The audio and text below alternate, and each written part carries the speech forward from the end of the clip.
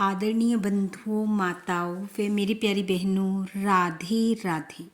बंधुओं, आज हम इस वीडियो में पितृपक्ष में अपने अपने पितरों की आत्मिक शांति हेतु श्रीमद् भगवत गीता के 8वें अध्याय का श्रवण करेंगे, जो कि इस प्रकार है। अर्जुन ने कहा, हे पुरुषोत्तम, ब्रह्म क्या है, अध्यात्म किसको कहते हैं, अधिभूत क्या है और आदिदेव क्या कहलाता है। हे मधुसूदन, अधियज्ञ क्या है और इस देह में आदि देह कौन सा है। मरने के समय में स्थिर चित्त वाले लोग तुमको कैसे जान जाते हैं।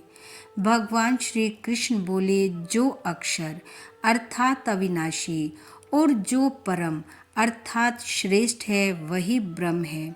प्रत्येक वस्तु का स्वभाव अध्यात्म कहलाता है और समस्त चराचर की उत्पत्ति करने वाला जो विसर्ग है वही कर्म है। जो देह आदि नाशवान वस्तु है वही अधिभूत कहलाती है।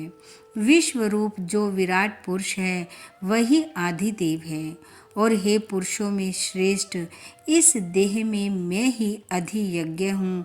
अंत काल में जो मेरा ध्यान करता हुआ शरीर त्याग करता है वह निसंदेह मेरे ही शरीर को पाता है। हे कुंती पुत्र, अंत समय में मनुष्य जिस वस्तु का स्मरण करता हुआ शरीर त्यागता है वह उसी को पाता है। इस कारण तुम सदैव मुझ में ही मन को लगाकर मेरा ही स्मरण करते हुए युद्ध करो, तुम निसंदेह मुझको आ मिलोगे। हे पार्थ, अभ्यास रूप योग से युक्त हो दूसरी ओर न जाने वाले मन से सदा चिंतन करता हुआ पुरुष परम और दिव्य पद को ही प्राप्त होता है। इसलिए जो अंत समय में मन को एकाग्र कर भक्ति पूर्वक योगा अभ्यास के बल से दोनों भुवों के मध्य भाग में प्राण को चढ़ाकर सर्वज्ञ अनादि संपूर्ण जगत के नियंता, सूक्ष्म से भी सूक्ष्म, सबके पोषक, अचिंतनीय स्वरूप, सूर्य के समान प्रकाशवान, तमोगुण से रहित परम पुरुष का ध्यान करता है वह उसको मिलता है। वेद के जानने वाले जिसको अक्षर कहते हैं, वीतराग होकर सन्यासी जिसमें प्रवेश करते हैं तथा जिसको चाहने वाले ब्रह्मचर्य का आचरण करते हैं, उस परम पद को तुमसे संक्षेप में कहता हूँ।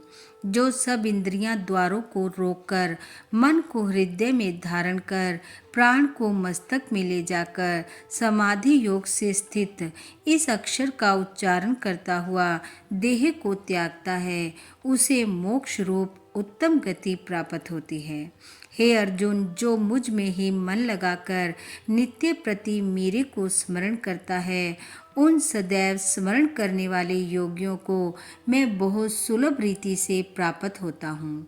मुझको प्राप्त होने पर परम सिद्धि को प्राप्त करने वाले महात्मागण फिर यह जन्म नहीं धारण करते, जो नाशवान और दुखों का घर है।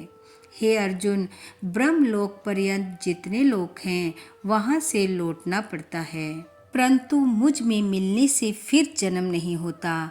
1000 महायुगों का एक दिन होता है और 1000 महायुगों की एक रात्रि ब्रह्म का दिन होने पर अव्यय से सब व्यक्तियों का उदय होता है और रात को उसी में लय हो जाता है।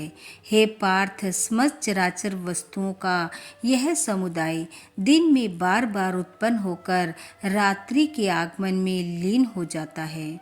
इस अव्यक्त से परे दूसरा सनातन अव्यक्त है, जो इन सब के नष्ट होने पर भी कभी नष्ट नहीं होता। उस अव्यक्त को ही अक्षर कहते हैं।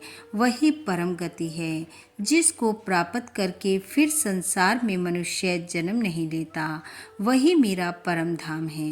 हे पार्थ, जिसके अंतर्गत सब प्राणी हैं और जिसने उस समस्त जगत का विस्तार कर रखा है, वह श्रेष्ठ पुरुष अनन्य भक्ति से ही मिलता है। हे भारत श्रेष्ठ, जिस काल में योगी जन देह छोड़कर फिर नहीं लौटते हैं और जिस काल में अग्नि प्रकाश और दिन शुक्ल पक्ष हों, ऐसे उत्तरायण के 6 महीने में मृत्यु को प्राप्त होते हैं। धूम्र रात कृष्ण पक्ष दक्षिणायन के 6 महीने इनके मध्य गमन करने वाले चंद्रमा की ज्योति को पहुँचते हैं और फिर लौट आते हैं। संसार को नित्य चलाने वाली शुक्ल और कृष्ण पक्ष की 2 गतियां हैं। एक से आने पर लौटना पड़ता है और दूसरी पर फिर लौटना नहीं होता। हे पार्थ, योगी इन दोनों गतियों का तत्व जानता है, इसी से मोह में नहीं पड़ता। इसलिए हे अर्जुन, तुम सदा योग युक्त हो। वेद, यज्ञ, तप और दान से जो जो पुण्य फल बतलाए गए हैं, योगी उन सब से अधिक ऐश्वर्य प्राप्त करता है और सर्वोत्तम आदि स्थान पाता है। इति श्रीमद् भगवद गीता सुपनिषद सुब्रह्म विद्या योग शास्त्रे श्री कृष्ण अर्जुन संवादे अक्षर ब्रह्म योग नाम अष्टम अध्याय समाप्त। बोलो भगवान श्री कृष्ण की जय। बंधुओं, भगवान श्री कृष्ण व आपके पितृ पूर्वजों की कृपा आप व आपके परिवार पर सदैव बनी रहे। आपका घर आंगन खुशियों से महकता रहे। इन्हीं शुभकामनाओं के साथ आप सबका बहुत बहुत धन्यवाद। राधे राधे।